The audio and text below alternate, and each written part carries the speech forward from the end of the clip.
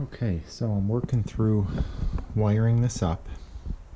So far I have the Snowmelt zone wired to here, but I don't have any of the relays hooked up to turn on the primary loop pump yet. But I do have it wired so that the Snowmelt plug will go into here. Light switch controls that outlet. I can control this from my phone. Okay, that sends power through 14 volt 14 gauge wire to the aquastat. Powers the aquastat. It also powers the zone pump through this switch. So if I want the system on so that, for example, I can fill it, I need these valves to open so I can properly purge the air. So I need power applied to these, but I don't necessarily want this pump on when I'm filling it because it'll be running dry. So what I did was I put these switches in, and they'll basically just let me override this pump. So I can have the system on, but have the zone pump off. So the Belimo valves come in and tie into the output side of the aquastat. The primary pump is on the inlet side of the aquastat after this switch, so that'll always get power as long as it's on, but the Belimo valve won't get power unless the aquastat gives it power. So what I have running back here to the relay box is 16-4 wire, and the way I've hooked these up, orange is my ground, blue is my neutral, black will be hot anytime that the switch is on. So anytime that zone, whether it be the Snowmelt or the radiant zones, are on, I'll get power back to the box on this black line. And the red line, red wire, is coming off the output side of the aquastat. So that connects to the Belimo valves. So what I can do back here at the box is, number one, the neutral and the red here will connect to the 13 and 14 terminals on my relay. So they will basically energize the relay, which will then allow power coming from this smart switch, which will come in and go into the number 9, which is right here. It'll come into the top of each of these relays, well, these three, and then the outputs will all be connected together and they'll go to that pump. So what that does is whenever any one of the three relays calls for heat, whenever any one of the three zones calls for heat, it will allow the power to flow from the switch to the primary loop pump. But it also isolates them so that if one zone is calling, without the relays, I'd have 110 volts going to that pump. They would all be tied together, and since the outputs of all the aquastats would be tied together, all the valves would open. And it's not what I wanted. So, plus, as my friend Jeff, who I owe quite a bit to, taught me, it really helps lighten the load on these aquastats, because they are only going to see the load of this coil, which is like 3 watts, because the actual load to turn on the pump is passing through the other side of the relay. So the aquastats, when they kick on and off, they're really not seeing the load of that pump at all. They're just seeing the load of this coil, and this switch is what's seeing the load of the pump. Now, why this switch? A couple of reasons. Number one, I can very easily turn off that pump. So again, when I'm filling, if I'm testing the system, if I'm doing things on it, I want the zone to be on. I might want that pump to be on full and purge, but I don't necessarily want the heaters running.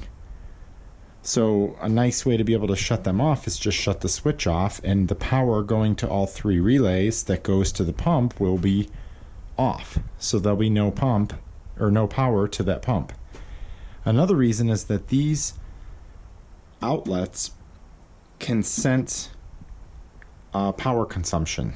So they can sense wattage, and I can set up different rules in my smart things so that, like I have now, whenever this switch sees power above, I believe, 1 watt, because I think in standby it's like 0.3 watts or something like that. So I have a rule that whenever this switch sees an increase in power that's over a certain wattage, I want it to do something. And right now I have it do two things. I have it send me a text message, and I also have it go export out to an Excel spreadsheet. So as you can see here, every time something happens down here, it just shoots me a text. And I have this on silent. It's on do not disturb, so it doesn't bother me. But I can go in and see, I can track how often they're running. Now the water heaters is this one, which I'll have to rename that. Right now, the only thing that can turn on the water heaters is that pump. Once I get this all in, I'll have to rename that to tank pump is on, primary pump is on, and the one where it said recirc pump, that's down there. I have another one down there. So this lets me just easily go in and see, you know, how often are the heaters running, how many times a day are they running, how often is the recirc pump running. And this is how I know, when I say in my other videos, that, you know, at night at 10 o'clock, that recirc pump shuts off that aquastat, because I don't need instant hot water ready at the tap, you know, or at the bottom of this manifold to here. I don't need hot water that quick at 2 in the morning.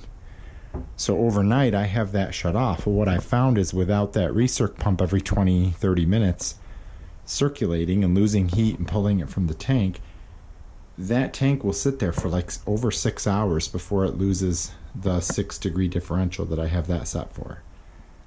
So it actually, you know, it's not the tank that's losing heat, it's the things that are pulling from the tank, like the recirc pump.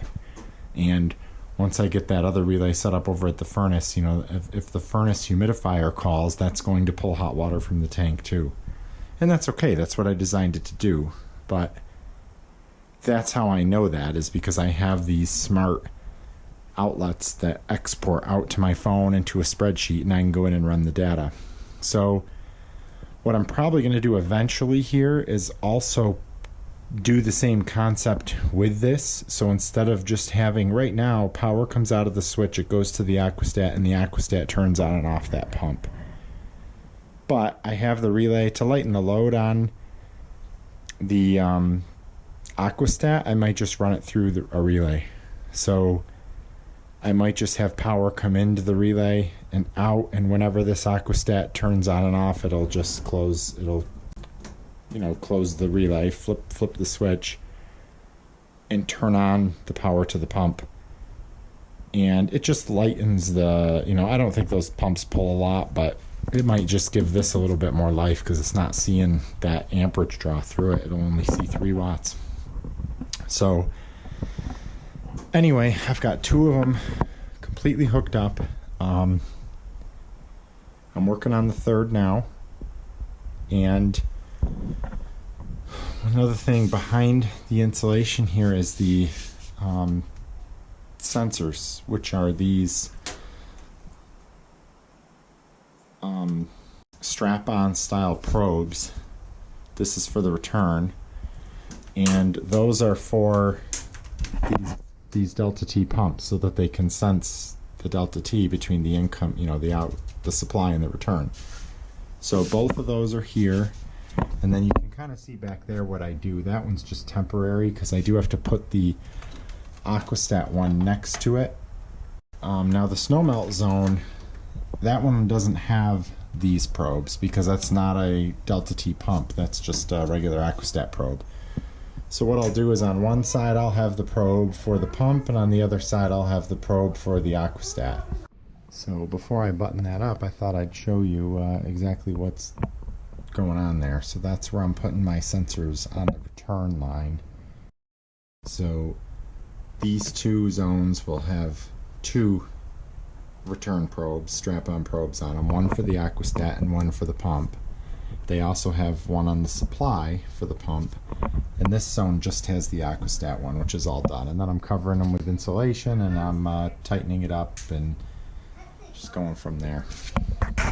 So yeah, that's pretty much where I'm at so far. I've tested these two. Everything works well so far. If I could keep this from touching anything and shorting out, I could probably show you.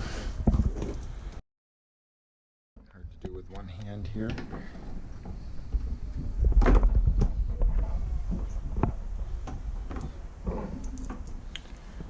There, it shouldn't move for a minute. So go ahead and plug in the Snowmelt here. Okay. And then I go ahead and I turn on that switch. Okay, as you'll see now, there's power to that Aquastat. I don't know if you guys can see that, but it's reading 72. So I have it set right now 70 degrees with a 15-degree differential. So when it gets down to 55, because it's in heating, not cooling, it's in heating, when that drops to 55, it will turn on and energize the three-way valve so that that will open and now allow glycol to go back to the exchanger and pick up more heat. And it will also activate that relay, which will allow power to the pump, which will turn on the heaters. So also I have the switch off, but if this switch was on, it would run the secondary pump, which will be on all the time. As long as the Snowmelt's on, this pump's going to be on, continuous circulation. What won't be on is the heaters. Those are controlled by the Aquastat. So what I can do here is bump this up. I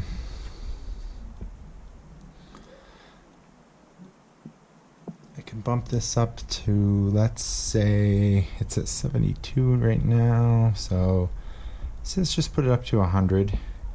15-degree differential. Okay, so now it's calling for heat. The Belimo valve is opening. Takes like 60 seconds, 90 seconds for the valve to completely open, but that's okay. It'll just slowly stop bypassing and it'll slowly start to pick up more heat.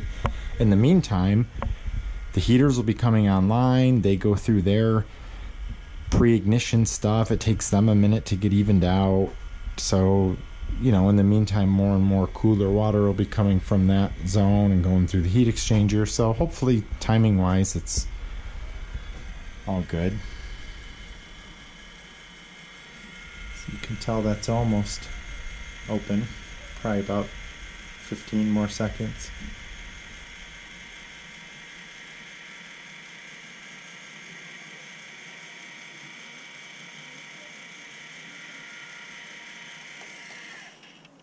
Okay, so that valve is open now, so that is no longer in bypass. The glycol will be going straight through.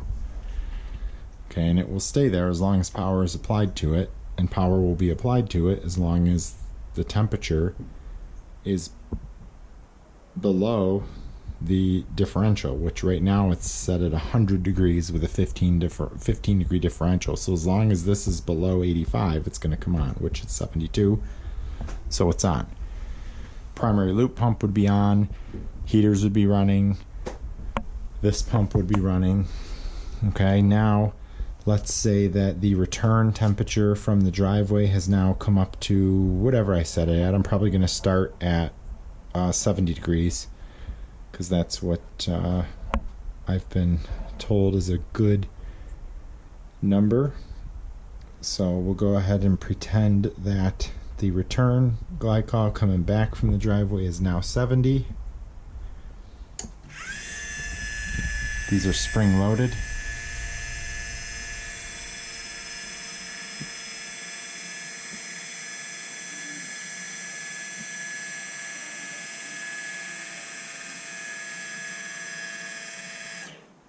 Okay, that is now back in bypass mode. It closes a little faster than it opens, obviously, because it's not relying on the motor. It's just spring driven, and it is a little noisy, but I did test it, and from upstairs, especially at night, I'm worried about like hearing it in the middle of the night. You can't hear it from our bedrooms, so I can always insulate this room down here if I want to, if noise is a concern, but so far I'm not worried about it. And these two seem a little bit quieter. So anyway, as of right now, this would still be running because the Snowmelt switch is still on, and the heaters would be off. Unless another zone is also calling, then the heaters would stay on, but nothing else is calling, so the heaters would shut down, and this would just be in bypass, just circulating until it needs more heat, and when it needs more heat, system repeats itself. So that's pretty much the concept of this. We'll see how it works out. We'll see if I'm going to end up short cycling these heaters. I'm a little worried about that, you know, if they're going to be coming on and off every 5 minutes. And if that's the case, I can just play with the temperature setting and the differential. I can say, well, instead of 15 degrees, make it 20 or 30 degrees, you know,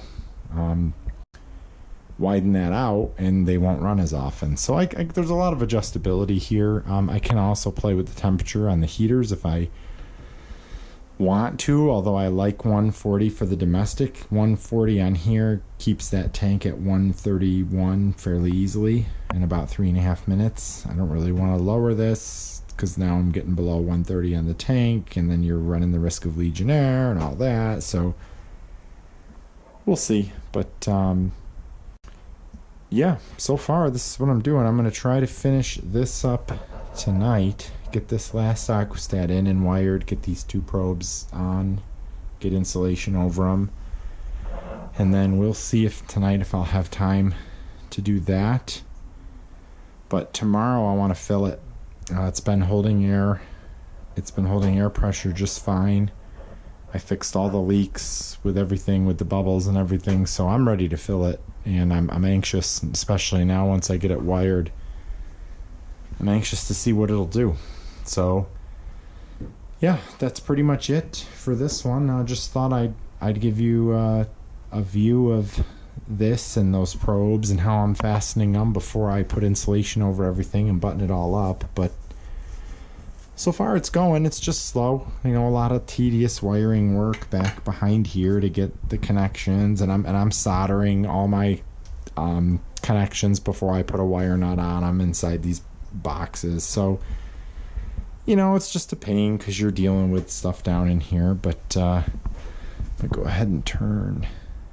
So I should have showed you with the voltmeter, but right now, if I take that probe and I probe that black wire to ground or to neutral, you'll get 120, but nothing on the red because the aquastat isn't calling. When the aquastat was calling and that valve was open, there would be power on both the black and the red. So, and the reason I did that, the reason I brought power for the red back to here was not only to activate the relay, but I can also put a switch in here and connect the black to the red. So what that will do is if I want to bypass the aquastat, what I could do is just flip a switch and turn on the pumps and the Belimo without messing with the setting on there. But as you saw, it's pretty easy to just bump the setting up high enough to where things don't come on, or to make them come on if I want them on. So I don't know that that's really necessary, but I have the wire running back there, so I might, and I have the switches, so I might just throw some switches in either the side of the box or the top of the box that I can just override those zones. It might be nice for filling it. I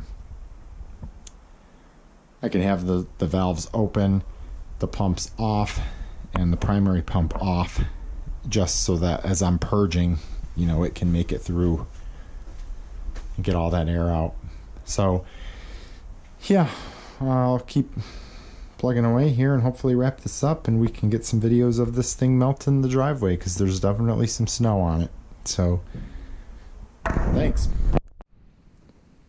Okay, so I thought I'd just give a quick update here before I put the cover back on the relay box there, just to show you kind of how I wired this and how everything works. So right now, the radiant switch is off and the Snowmelt switch is off. So all my aquastats, all my pumps, everything is off. So there is power on this, which is providing power to the relays that powers the pump. Now, instead of the pump, I have an outlet here so that this pump can easily be changed. I just plugged in a light, okay, so you guys can tell when the pump would be coming on. That way we're not turning on the heaters every 2 minutes here as we're testing. So I'm going to go ahead and say it's fall and I want to turn the radiant heat on. So radiant switch is on. As you can see, both of these, I don't know if you guys can see that, but both of these aquastats just turned on. Okay, and they're both set right now, I believe at 70 degrees with a, I think I have a 10-degree differential on the staple up and maybe a 20 on the slabs, but it's nowhere near that, so they're not going to fire. So if I were to go and adjust this and turn it up, they would turn on. And what that would do is turn on the three-way valves, and it would also activate the relay for that particular zone here. So these switches on the front here will control the pumps, and all they are is they just interrupt the power to the pumps. So normally when the switch is on, the pumps will automatically be on. They run all the time. The aquastat controls the primary loop pump. So for filling and testing, you know, when I'm filling, I wanted these valves open, but I didn't necessarily want these pumps on. So what I did was I just put a switch in. So for example, if I flip this switch on, you'll see that that pump turns on. Okay, same thing here. If I flip this switch on, it turns on, and this one's just an old-fashioned take-o, but that one, the Snowmelt's not on, so it didn't come on. So why don't I go ahead and turn the Snowmelt on as well. So that aquastat is turning on. Okay, so all three of them are reading 71. They're all set to 70, nothing's gonna fire. But if I turn this on, so I don't want to do that too long, there's no fluid in it, I don't want to burn it up. So what happens is power comes in from the switch, which I can control from my smartphone, comes in to the aquastats, provides power all the time to the aquastats as long as the switch is on, also provides power to the pumps all the time as long as the switch is on and these switches are on. Okay, from there, if the aquastat determines that it needs to fire, the aquastat will close the circuit, which will turn on the relay, or I'm sorry, which will turn on the three-way valve for that zone.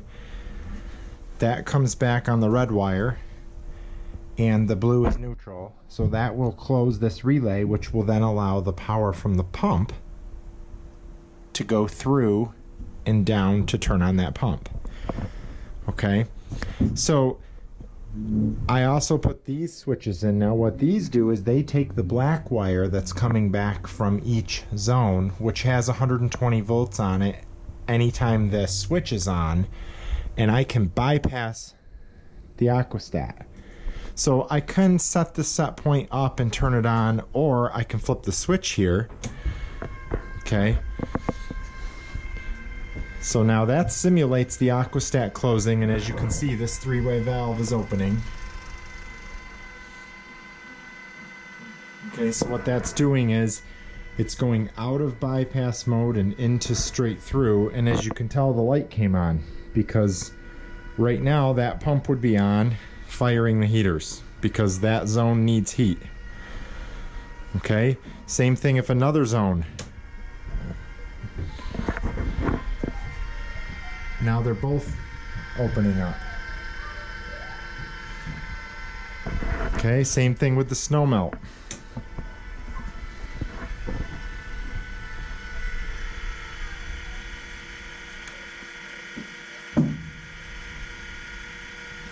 Okay, so it doesn't matter which one of the three zones are calling, the relays will close and it will turn on the pump.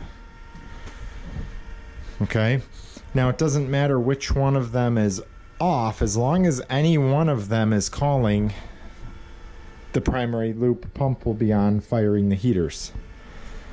Okay, now I can turn off the primary loop pump by shutting off this switch right here, but leave those zones on. So like when I'm filling this, maybe tomorrow,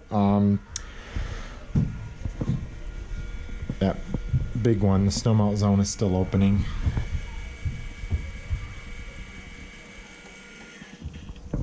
So, you know, I might not want that pump on while I have all this on and while I'm purging. I might want to run these at full. There's a setting on these where if you hold the up button for 3 seconds when they're on, it'll put them in full speed just to purge. So that's all good, but I might not want that pump running. So the easy way to shut that off is just to turn the power off, providing power down to that pump through the relay. Okay, but it doesn't matter which one of these I shut off. So that valve is closing. That valve is closing. Now as soon as this last valve closes, that pump will turn off. Now, oh, that one's calling again. Pump comes on, fires up the Belimo. This one's calling again. That one's off. So it doesn't matter which zone is calling, as long as any one of them are calling, the pump will be on. So right now they're all off. In other words, the bypass is off, simulating that the aquastats are not calling for heat. The light's off, so that pump won't be on. So that's pretty much as simple as it gets. What I did, I left this one off so I could show you guys before I buttoned it up. I taped the sensors to the pipe with aluminum tape because I found that gives the best heat transfer. I also taped the aquastat sensor on the other side, and then I wrapped the whole thing with insulation and I zip tie it, and the supply sensors are right underneath here in the middle. So this one doesn't get a supply sensor because it's not a variable speed ECM pump. So that's what I've been doing there. I'll tidy up these wires, I'll insulate that, I'll insulate this, I'll insulate this as well, get everything buttoned up. But I'm ready to fill. The system's been holding pressure. We're still at 15 psi. Lost a couple psi, but it also got it because it's been getting extremely cold out. It was down into the teens last night. So, you know, I think when I first tested it a week ago, got air on it, it was 30, 35. So actually, now that the heaters are going to fire anyway because the tank is down, what I can do is show you what happens if this is really the pump. So let's go ahead and take a look at the flow. Okay, so that's the flow for just this heater. Okay, 3.7, 3.8, that's about what they get. And this is the flow for the whole system in total. And for some reason this doesn't do decimals, so really this is like 7.6, something like that. But it is what it is. So watch what happens if I go ahead and fire one of these zones, like for example the middle one. Okay, now that pump just kicked on. Flow just went to 9. I'm getting 5 or 10. I'm getting 5 through each unit. And this pump is now on and running because I have a zone that's calling for heat. Okay, it doesn't matter which one.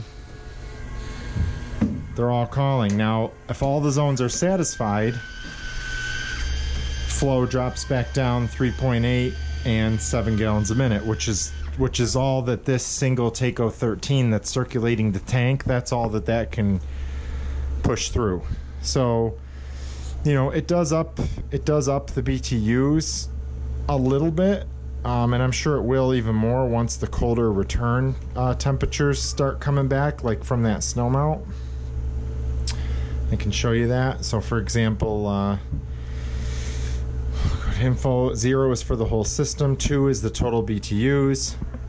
So as you increase the flow, you're going to increase the BTU usage. It's the general hydronics formula. So as we fire one of these zones and the flow increases, now we're flowing 10 gallons a minute, the total BTUs just jumped to 85,000 from 63,000. But because the incoming water temperature is getting warmer, it's just moving that water through the system faster right now. There's no zone to suck it off that heat exchanger, so it's just going to slowly come down. And then when it's done, it'll drop back down to whatever it needs just for the tank. So that's pretty much how it's going to work here. The only thing I have left to do is to fill it. I did add another 120 volt relay in here, which, like I mentioned, I might end up pulling this off, this pump that's running right now. I might actually run it through this relay. That way the aquastat only sees the, you know, the 3 watts to close this. It doesn't have to flip that switch for that pump. That pump doesn't use a whole lot, so it's probably not a huge strain on this aquastat, but still it might be better for its life to run it through a relay. So I put a switch in there for that. It's not hooked up yet, and I also put a relay and some pass-throughs for the ground and neutral. But yeah, thought I'd show you guys that. Thanks for watching. In the next video, hopefully we're filling it up and putting it to the test. Thanks.